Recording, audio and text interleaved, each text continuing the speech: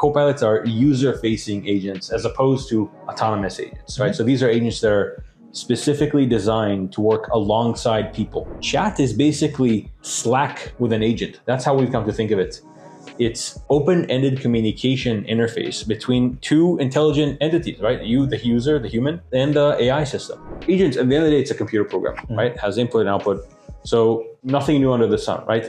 However, it's a very peculiar type of computer program from the standpoint of 2 years ago, because it's long running.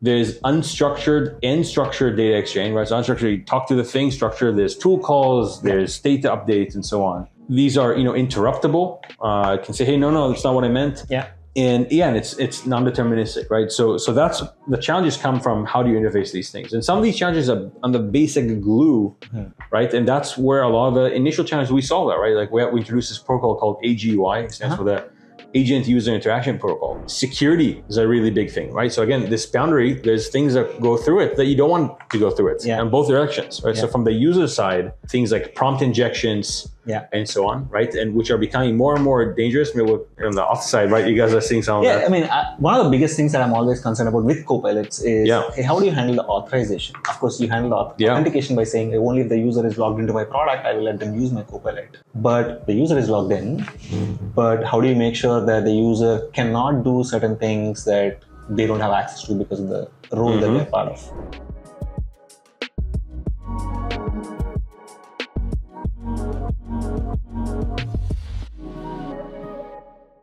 Welcome to the Scalekit Podcast. I'm Ravi, CTO and co-founder of Scalekit.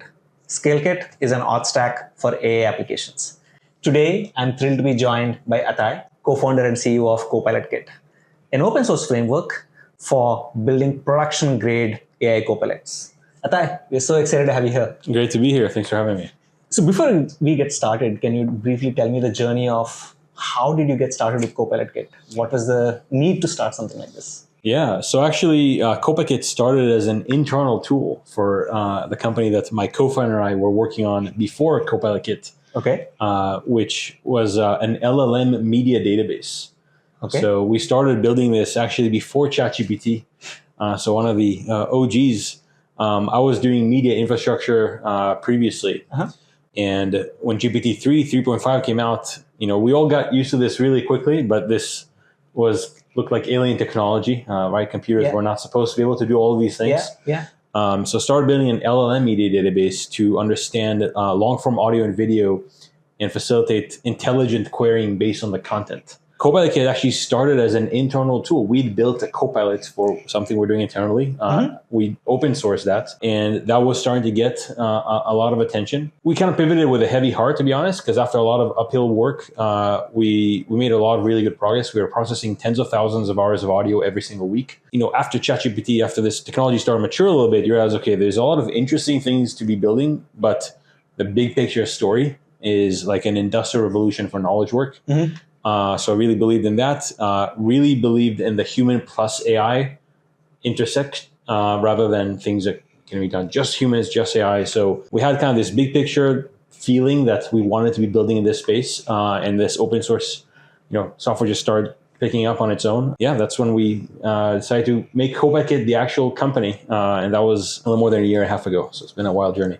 So Atai, can you help me understand what are copilots versus what are autonomous agents or what are agentic workflows? How are these different? Yeah, so I think you almost said it in the question, right? So the copilots are user-facing agents as opposed to autonomous agents, right? So these are agents that are specifically designed to work alongside people. There's really two big categories of why you would want to do that. One is what we call the SaaS copilot, right? So you have an existing software application, and you now want to build an agentic interface for it because this application is for the service of users, and an agentic interface is just in many ways better, right? So the user can say what they want to learn, what they want to do, and the agent helps them do it in the application, right? So if they want to understand data better, they want to do things. In this category, you just want to serve the users. That's why the user is there.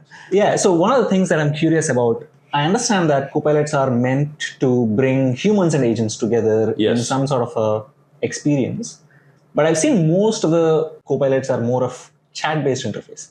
You ask me something and I'll give you something back in text. Yeah, of course, there are multi-models, but then multi-models, again, more of you give me an image, I'll process it, you give me a video, I'll process it.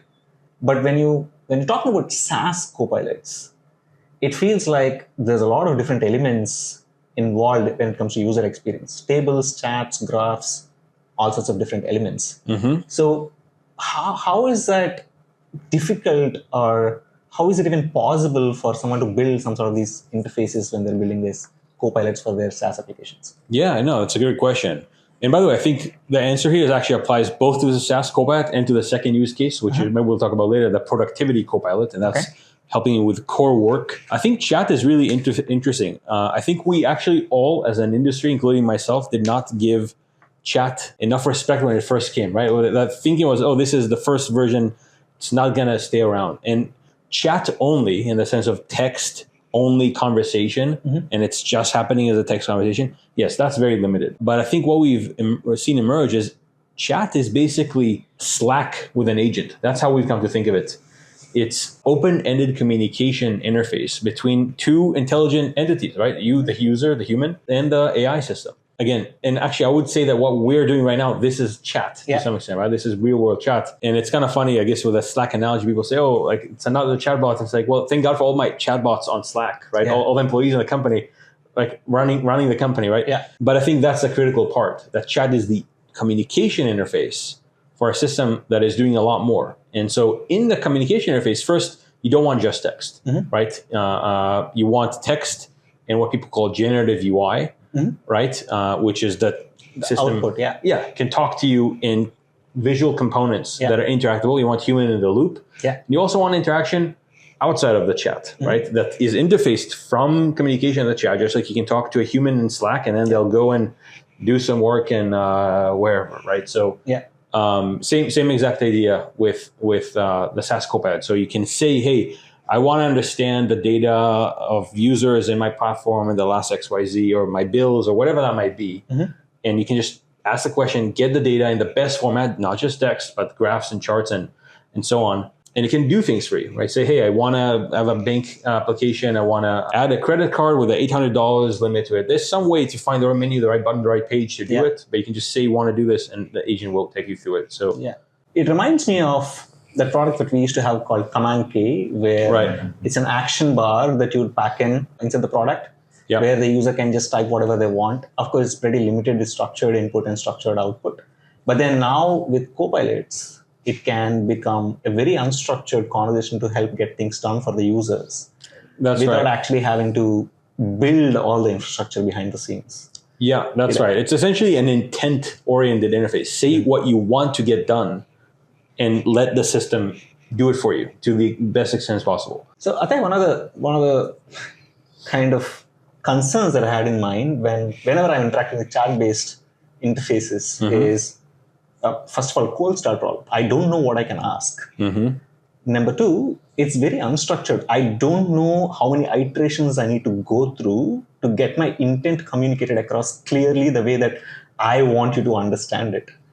So do you think these two are biggest challenges when it comes to developers trying to implement copilots in their products? I don't know if it would be the biggest challenges, but there are definitely challenges. So I think it depends. If you try to think of in your own life when you see these chatbots, again, there's this second big category of the productivity copilots. And that's, in short, that's Cursor for everything, right? Okay. So Cursor, you have this copilot that helps you produce code. Like maybe you're an insurance agent, maybe you're a tax accountant.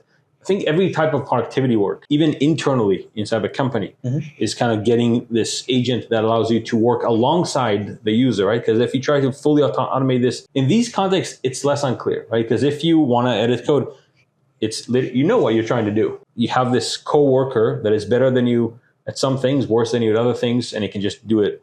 I think in a SaaS application, it is more important, right? The cold start, what can you do with it? And I think there's different aspects to it. I think part of it, maybe a non-vanishing part, is just users getting used to a new thing, right? Because when there's a human they interact with, you kind of expect that, I need to ask for something.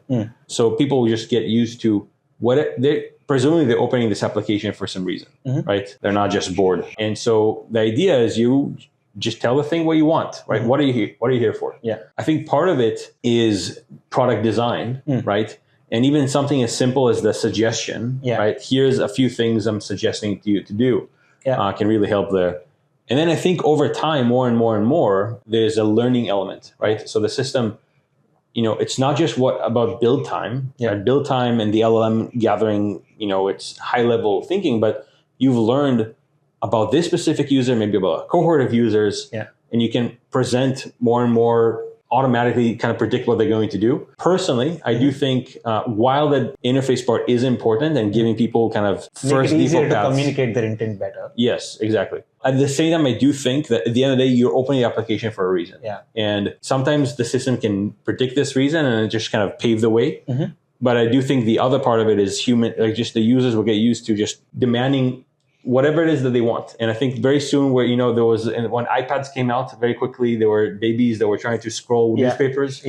I think the next generation of users are going to come to an application. They're like, here's what I want. And they expect to talk to it. They expect to talk to it. They're like, what you show me all these buttons. What do you want me to do with this? I want to tell you what I want to do and just go do it. Right. So we'll see part of that too. And I think both of these kind of will merge. That leads me to the next question, Atai. How soon do you think the UX is going to completely change in these SaaS applications, where you spoke about predominantly it's a button and click through navigation.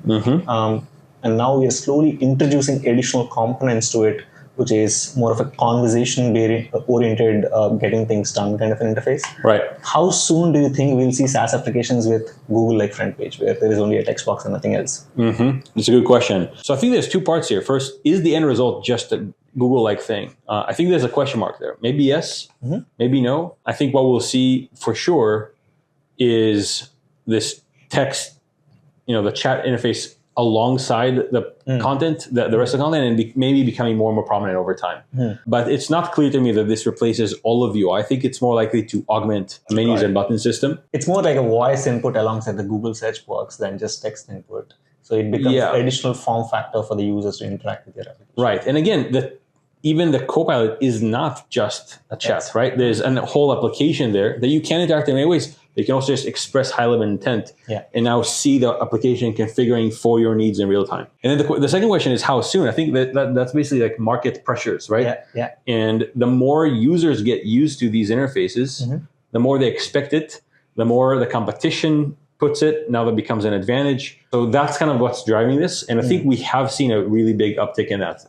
If I had to throw a number, I think in 2 years, we're going to see, at least double-digit percentage of software applications with these types of interfaces, percentage-wise, maybe even over 50%. That's my kind of estimate. Is it kind of surprising that you notice this chat-based interactions taking over as quickly and as effectively as it did over the last few years? Is it surprising? Look, I think that ChatGPT has how many, I think over 1 billion users or some insane thing, right? So it's just so powerful.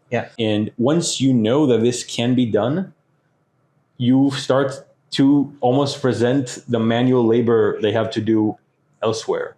And at the same time, again, people, like all these companies work sometimes so hard on these features, these products that the users need, but the interface is such a gap. And now when you have this intent-oriented interface, these things can be surfaced on demand to users. They don't have to learn how to use it. It just works, basically. And this is something that can be changed based on each users and their preferences too. Maybe someone prefers graphs, someone prefers something else. The output itself can be generated based on the user's preferences, not necessarily what your design team has.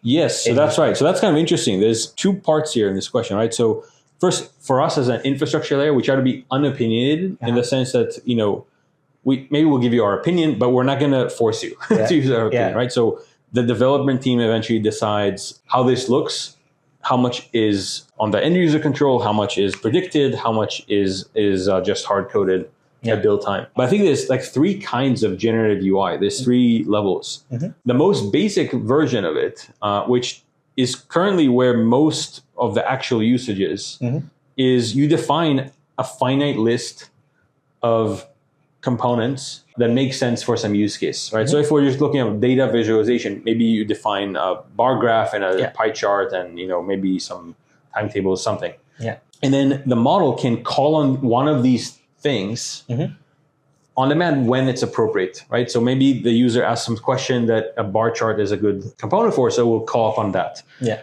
It can be even more specific. The user asks the weather, and there's a weather component. That's kind of the hello world in this world, right? Yeah. So that's kind of layer one of generative UI. Layer two is you have these cards that have a bunch of different components. The components themselves are fixed at build time, but the model decides how to put them together. Got it. So maybe you have a card with a title and maybe an image, maybe again another subcomponent like some data visualization. Yeah. Maybe there's call to action buttons, and the model can kind of assemble these things together. Yeah. So that gives more customization. Now the application becomes more versatile, can respond to more and more use cases really kind of perfectly, or better than where you can just do fixed, but it's still pretty constrained, right? So you have these Lego blocks. Prefixed components. Yes. And then the third layer is fully custom UI, right? So the model on demand generates fully custom UI, not constrained by anything, or at least not constrained by code, constrained maybe by design guidelines, something. I think that layer I don't see coming to runtime anytime soon. Yeah. Because the trade-off is just not worth it. It's you have this long tail, but at some point the people do really concentrate in some use cases, and predictability does matter. Like there's advantages there. Yeah. On the other hand, at build time, this is becoming, I think, incredibly powerful, right? Like people at build time have the models decide how to. It's like say, hey, I want to design blah blah blah blah blah, and the model will design, but you're building, right? So maybe you take it, maybe you don't, maybe you modify, maybe you have a whole iteration loop, but not at runtime. Yeah. So it's very interesting. You spoke about the predictability in the middle there. That's one thing that I'm concerned about when the agent is deciding every time how to render something to represent the data that it has to the user. Yeah. If the user sees completely different things for the same question that he asked yesterday versus today, then he has to relearn how to interpret that information again and again and again over a period of time. That's right. So I was thinking that is one of the challenges. But then earlier you spoke about, hey, considering users' input is not the biggest challenge while building copilots.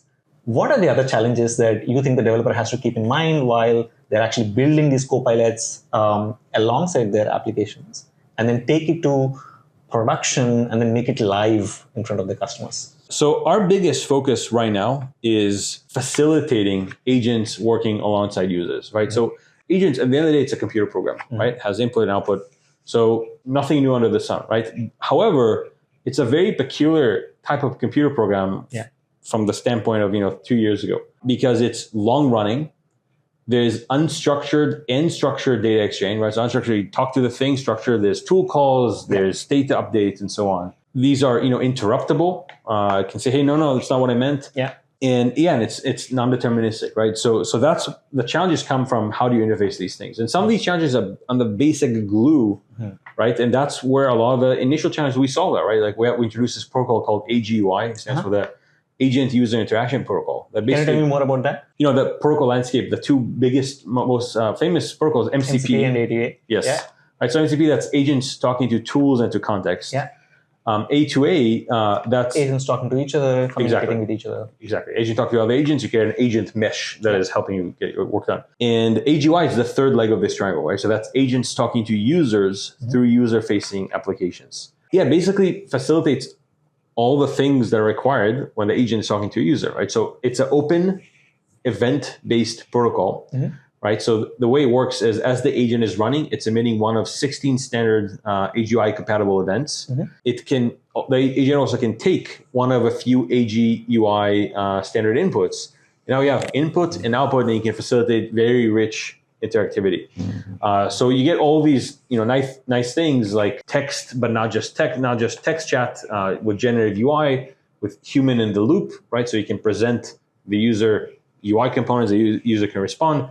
In chat and out of chat experience, real-time context enrichment from the front end, right? So the agent is aware of what is happening.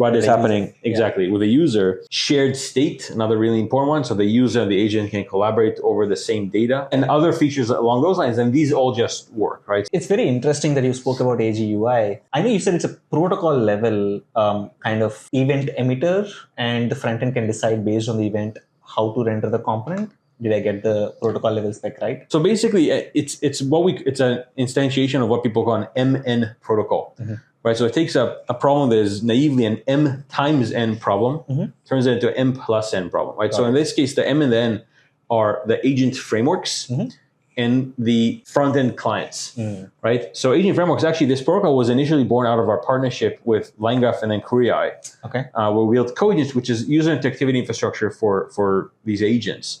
And that really resonated in the ecosystem. After we built it, the leaders of many of the other top agent frameworks kind of came to us and say, hey, we really want this in our ecosystem. That's how AGUI was born. We did not set out to build a protocol. And so we just basically made a clean version of this, put this as its own open standard, and allowed the rest of the ecosystem to build against it. And again, we released this a little more than 2 months ago. Already we have it resonated far beyond our hopes. Honestly, we kind of, as a business, we had to do it tactically because we realized if we're going to do this one by one, it's going to take us a year and a half to get to all these partnerships. So we wanted to kind of just put it out there and let the ecosystem build. But yeah, it's really resonated with users and with framework builders, right? So we have now first-party integrations with almost every single one of the top agent frameworks out there. So, I mentioned LineGraph Grab, but there's Mastra and Agno and AG2 and Pydantic and Llama Index. And honestly, now I'm sorry that I started listing because if you forget one or two, it's not good. Yes, exactly. And I'm sure I did. I'm very sorry about that. And there's the AWS agent framework and the Google agent framework, ADK. And so, almost every single one of the top frameworks out there. And then on the user side, it's really, really resonated as well. But the way it's consumed is right now we have the main client is CopilotKit is basically a client and an ecosystem around that. Initially, it's a React client. So it's an SDK, right? And the SDK, we kind of have the full spectrum from fully pre-built components that you can customize all the way to fully headless UI. So you just get the data and you can turn it into pixels however you want. You have the data out and the data in, but in the format of what you want to present to the user, right? The data and not the tokens, but here's the messages, here's the generative UI, here, and so on. But we do foresee, and we actually already have work has started on the client side, production-grade clients. Actually, some work with AWS on SMS or actually RCS-based client, right? So there's a new other type of protocol in the messaging world called RCS that Google has had for a while. Apple recently introduced, which almost lets you have an app experience instead of a messaging conversation. So, you can have UIs and buttons and so on. So RCS-based clients, so take any of these agents now, you can interface with it through RCS. Obviously, there's on the web, there's other web frameworks besides React, right? So Angular, that works. Yeah, exactly. And then there's, mobile, maybe Slack agents, any type of agent that interface with user. Now we have this uniform layer that instead of building for each one, right? Each one of these framework needs now an interface to React, to Angular, to client. Yes, each one just builds AGUI integration, and then AGUI has, you build AGUI clients, and now it all works. This is fantastic. And we came here because you're talking about what are some of the challenges that the developer goes through when he's building copilots and takes them to production. At least with AGUI, one thing that he doesn't have to worry about is building the interface element, which makes it easier for him through AGUI. But there's still a lot of challenges about, hey, how do I process the user input? What sort of agents need to be invoked that are responsible for this? Or what sort of error rates that I'm seeing when my users are actually talking to my copilot? So what are some of the other challenges that you see the developers actually have to think through while they're building the copilots using CopilotKit or even otherwise, and then take them to production? Yes, yeah. So this actually honestly touches really with our whole company strategy and roadmap and all that, right? So our AGUI, that's our answer to, okay, what's the first thing that is hard when you build user-facing agents? And all this data back and forth in the ways that are relevant for agents talking to users, that's the first thing that is hard. And that's kind of answer there, and that's really resonated. But now you've built the thing, it nominally works, but there's many ways it can work. It can work well and less well, and you get what's your roadmap and so on. And so that's kind of, to us, the second big phase. And that's where, we're building a commercial platform around AGUI, right? So AGUI, again, this boundary layer between agents and users. And we hope this is, best-in-class solution for this boundary layer across the whole stack. But then, now it's running in production. So first, you mentioned already, understanding, you mentioned errors, but before you even fix them, you have to know that they're happening. Because the errors can look very different from, it's not necessarily 500. It's, I don't know the answer to your question, right? And so even just seeing that happened is very tricky. So understanding how people are using your agentic application, what is working well, what is not working well, what are the paths that people are taking. These paths are no longer traditional product analytics buckets users, right? This user came to this page, clicked on this button, you see these paths of these buckets. Now all these buckets are disappearing. Every single interaction is unique. Yeah. So you need a different kind of higher level way to bucket these things. So understanding what is happening, AI product analytics, essentially. Security is a really big thing, right? So again, this boundary, there's things that go through it that you don't want to go through it in both directions, right? So from the user side, things like prompt injections, and so on, right? And which are becoming more and more dangerous. Maybe on the off side, right? You guys are seeing some of that. I mean, one of the biggest things that I'm always concerned about with copilots is, hey, how do you handle the authorization? Of course, you handle the authentication by saying, only if the user is logged into my product, I will let them use my copilot. But the user is logged in. But how do you make sure that the user cannot do certain things that they don't have access to because of the role that they're part of? Yep. So does CopilotKit give some sort of abstractions to deal with something like this? Or do you think MCP as a solution can help with scope-based tool access for users who are interacting with the Copilot? Yeah, so it's a little bit of both. So first, MCP and AGUI, wherever there is, so these serve different purposes, right? The purpose of AGUI is the thing that connects your general purpose agent to your general purpose application, right? So kind of very specific, but also, very broad. MCP, it's very specifically talking to tools and to context, right? At the same time, there are points of intersection, right? Wherever there are points of intersection, we want to have these handshakes, and actually already start working with the Google team on A2A handshakes between these protocols, and MCP is kind of on the near-term roadmap. But yeah, auth has been a huge challenge, I think, for MCP. Actually, we'd love to hear have you been seeing this, but everything that is emerging in this ecosystem, wherever there is data that flows first through AGUI to get to the MCP, because maybe, again, you have a big agent that you're talking to through AGUI, right? The user-facing agent. I mean, this agent is itself talking to a bunch of other tools and contexts, right? So, and some of these things can just stay inside the agent. Some of these things need to be surfaced back to the user. And then also the agent itself is the same problem, right? So you have roles and different, exactly. And so you want to have, this is again another channel of communication that is different from both the structured and unstructured. It's structured, but it's secure structure. It's a different type of constraint. So so we have that as well, essentially baked in there. This is fantastic. So you spoke about how do you define success? How do you define errors are not 500 like traditional web applications? Right. So how do you set up monitoring and observability for the copilots that the developers have actually created? What sort of utilities or tools that they have to leverage to make sure that they have good observability into everything that is happening? Like you said, how do they set up patterns and then bucket them into different categories and then keep iterating their prompts or keep iterating their agents or their tool definition of their MCP servers? How should they go about it? Truth short answer here is this doesn't exist yet, right? At least not publicly.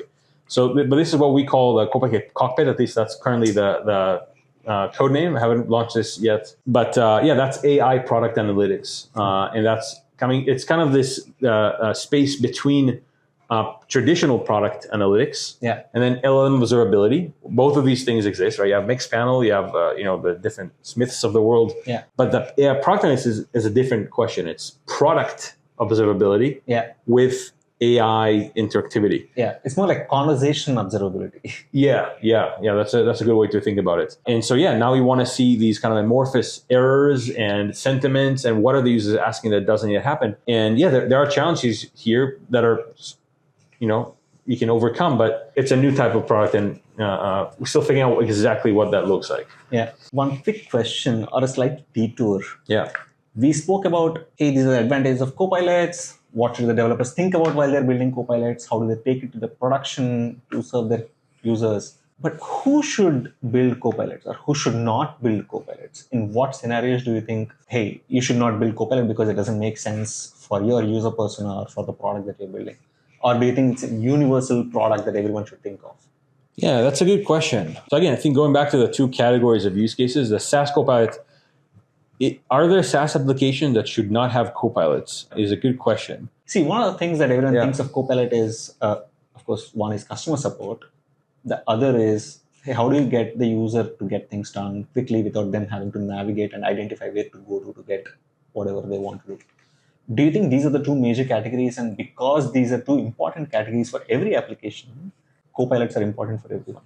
Yeah, I mean, look, you can look at them. I think this is a good way of looking at these things, but they're also very rooted in how applications have been, right? Applications have had this customer support bubble that talks to a human, and they have existing interfaces. So you can navigate better. But really, a SaaS again, it's always for some goal. You always have some goal, and this is just a new type of interface that, in many ways, is much more natural and mimics what we're used to from everywhere else, and much more open-ended in a good way, right? You can express very specific needs and have them surface. So, and in their own language. In their own language, maybe with voice, maybe with video soon, right? So all of these to me are like chats, right? It's a voice chat, video chat. I think this is going to become the standard. I think most software is going to be, it's going to be these agentic interfaces. Now, there might be some use cases that this, maybe if you have something very fast, very simple, maybe it's better to just have a simple button. But I think generally speaking for, SaaS products, that's going to be the standard interface. On the other side, on the productivity side, I think a lot of people actually don't want necessarily to have the human in there, but on the productivity side, it's in many ways things that a business would rather fully automate, right? Got it. What are workflow automations behind the scenes? Workflow automations on steroids, right? So this is work automation instead of like workflow automation, right? Okay. So a business, again, would rather fully automate engineers. No, I don't need to hire engineers anymore, right? I just give all my engineering tasks to ChatGPT or some agent, and I get a perfect, amazing product with paying much less, much faster, right? Yeah. The business would rather do that. Luckily for all of us, the technology is not there, right? But what you can do, and actually a lot of our customers, initially when I talked to folks a year and a half ago, say, hey, I don't want user activity. I just want the agent to do everything. Yeah. So, well, let's see how that goes. Good luck, right? And people have come around after, because they get very quickly in maybe a few weeks to 70%. The agent is 70% of the way there. Yeah. After another year of work, that maybe 75, maybe 80%, and they kind of hit a wall. And that's where they say, okay, this is not useless. This is doing 80% of the work, but I can't ship it as is. So what can we do? Okay, let's bring the users, right? And in the world of development tools, we saw a huge preview of that, right? With cursors who have kind of taken over the world and the cloud codes and the Windsurfs, right? Versus at least V1 Devin. Now Devin bought Windsurf, right? So we'll see where this goes. But that try to do everything fully autonomous. There are some use cases for that. Like if it's simple enough or if it's not critical enough, you can fully automate. But for things that are complex or important to get right, you do want a level, some sort of intervention to say, hey, you're going the wrong way, do it this way. Just get the probability percentage up from 70 to 90. That's 95. Right. Or exactly. And really, that's actually, you ask, okay, what's hard? Again, the market right now is layer one. Just get the V1 to work, right? And it's challenging in its own right, and that's the focus. Yeah. They all know there's a bunch of things around the corner, but they're not yet ready for that. Although we are starting to see this transition, right? The V1s are out there; they're meaningfully impactful, and now we're starting to look. And the challenge is the V2 and all that. So an agent, there's basically three places where agent performance can get better, right? One is just the model gets smarter, right? Model gets smarter, the product gets better, the agent gets better. Second is build time expertise, right? So you as a domain expert can build more sophistication, more domain knowledge, better context, better prompts, better workflows into your product and improve the agent that way. But both of these things are inherently limited, right? So just imagine at the limit, put the smartest person you can think of, right? And give them a list of instructions, drop them in a brand new work, a brand new job. How is day one going to look to them? Not so great, right? They can be extremely smart, but they have something coming in. They don't even know exactly what it means. Who are they going to go talk to really? Okay, they have this list of instructions, but it only goes so far. Yeah. And you have imagine not just one person, but a million people. Because the agent you build is going to be used in a million different use cases. Yeah. And so you can only build so much at build time. So the third place where it can get better is the user, right? And that's where you have user interactive agents. All of a sudden, again, the cursor analogy, right? You don't have to build everything at the model time because the programmer is there, is working alongside the thing. But I think the next phase, so layer one is just allow this to happen. But right now, all of this data of the user's corrective agent is getting thrown out. Yeah. Ideally, they would want to use that to do some sort of an RL and... Exactly. Exactly. So that's, I think, the next big phase, and that's to us a huge point of focus for kind of the platform, the enterprise platform around AGUI. So the AGUI RL data. And there's an existing market for this today, right? RL data sets. Yeah. Scale AI, all these competitors, right? That's $100 billion market today and growing. Yeah. Fast. Yeah. But it's prohibitively expensive for most use cases to generate these data sets, because we're talking per hour rate for these data laborers is anywhere from $60 to $100 to $1,000 an hour, depending on the expertise. And you can't even always hire that, even if you wanted to, because if you have a specific product you want data sets for, they need to be trained in your systems to be able to produce RL data for your product as a salesperson, let's say, right? Again, another way to look at the cost is per, one of the data points you get is that diff, right? Here's AI generated content. Here's the one sentence, the one paragraph that I replace with something else. Yeah. The cost for that diff is dollars per diff. Wow. But if you have a user-facing agentic application, you have this data getting generated in massive scale. Yeah. To the point of thousands, hundred thousands, millions per day. Yeah. And also they're the right person who are using your product. Exactly. The right person, highly motivated. Their job is to sell the product, right? They want to make good emails because they're trying to sell the thing. They're working on commission, right? Yeah. So you have all these incentive structures that produce the best interface between agents and humans, right? There's a product manager who thinks, okay, how should we best divide the work? They iterate on it. The humans are motivated. There's a whole, compensation structure that motivates them to produce a good result. You're throwing all this data away, but you don't want to. So I think the next phase is we're going to see RL at scale, where every agent, you expect it to learn over time. I think currently that's one of the most frustrating things for users. Yeah. But these things are actually pretty good on day one. Mm-hmm. But unlike humans, they don't get better. Yeah. And so you keep correcting the same thing, and that gets frustrating. Yeah. And I think we're going to start to take it for granted that these things are actually learning in real time. And again, the first version of that is just in-context learning. That's also really powerful. Just collect examples of, okay, here's previous prompts I had. Here's what the data was generated. Here's what the correction was. Yeah. And over time, allow people to fine-tune models, both smaller models that are cheaper, faster, same performance, or bigger models that are going to do even better. And I think the potential winnings here are potentially massive, right? So RL, that's what brought GPT 3.5 to ChatGPT, right? Yeah. That's what makes the models good at coding. The Math Olympiad result from a few weeks ago, right? So it's a really, really important layer that so far has been kind of mostly the model companies and the really large organizations have been able to get these data sets and produce them and all that. But I think all of that is going to become slightly more democratized. Exactly. And especially when every application is generating its own RL data sets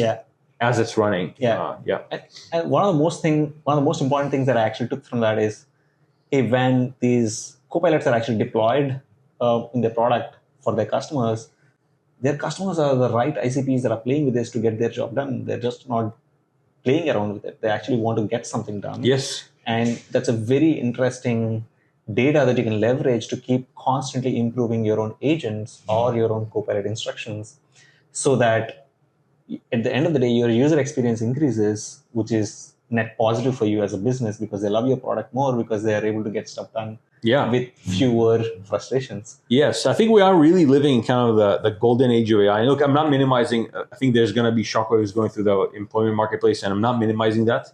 But at the same time, for the users right now, it's really a lot of fun. And I think like developers are seeing this, right? It's so fun to work with these things because the Steve Jobs had this quote of the bicycle for the mind. That's how he thought of the computer. Yeah. And I think we're really entering the phase where it feels like that. It feels like, okay, you're doing the motion. You're definitely driving this thing. Yeah. If you let it drive on its own, it's going to, just like a bike, like collapse. Yeah. You need to constantly work it. Constantly. You're keeping a balance. The power is coming from you. Yeah. But it's amplifying you by a lot. And so it really feels very empowering. So I think we're kind of lucky to be in this golden age of AI. And that's our general, mission as a company, right? Bridge human and artificial intelligence. I think that this technology, it's amazing. It's better than human in some things. It's definitely faster and cheaper, but it's not better at everything. Yeah.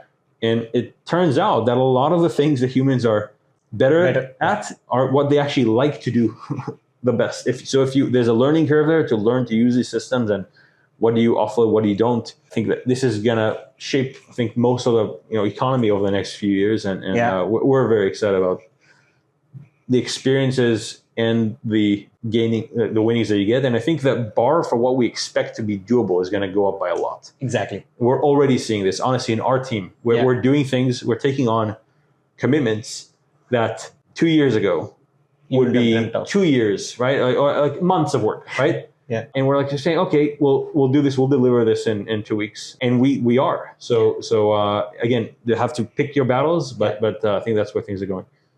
This is fantastic. And I have one last question. What are the one thing that you're most excited to see or you think will come around and change everything over the next 6 months? Honestly, I would go back to the RL. I think, I don't know, 6 months is maybe exactly the boundary. I think it's like 6 to 12 months. Sure. But I think, again, RL, the model companies, right, they're starting to push into the product layer. And the way they're doing that is by leveraging all their RL expertise and bringing that to the application layer. And we're seeing dramatic jumps in performance with that. But right now, again, it's limited. It's one at a time. It's a huge concentrated effort of the top AI engineers that know how to facilitate training and learning and all of that. And really the biggest bottleneck there is data. Where do you get the data? And it does seem like there's a lot of sources of RL data. I mean, we are part of it, right? The human-driven RL data source. There's also the verifiable data source. That world is really growing. And I think that's going to be a step change in the capabilities of these models. Yeah, I think that's the next big phase of these models. And to be honest, we'll see. I'm not even sure what comes after that. It's also scarily good because better RL means the models get better, the agents get better, the outputs get better, the user experience gets better. Yeah. Today, what we are thinking is, hey, these are crazy good AI experiences that we are seeing. They're able to get so many things done better and then amplify that by 2x, 3x because they're automatically improving without you having to do anything extra. Yeah. I think that's a scarily good future that I'm looking forward to see. Yeah, likewise. Yeah. Thank you so much, Atai. Thank you so much for your time. Yeah. It's great to have you here. Likewise, good. Thanks for having me. Thank you.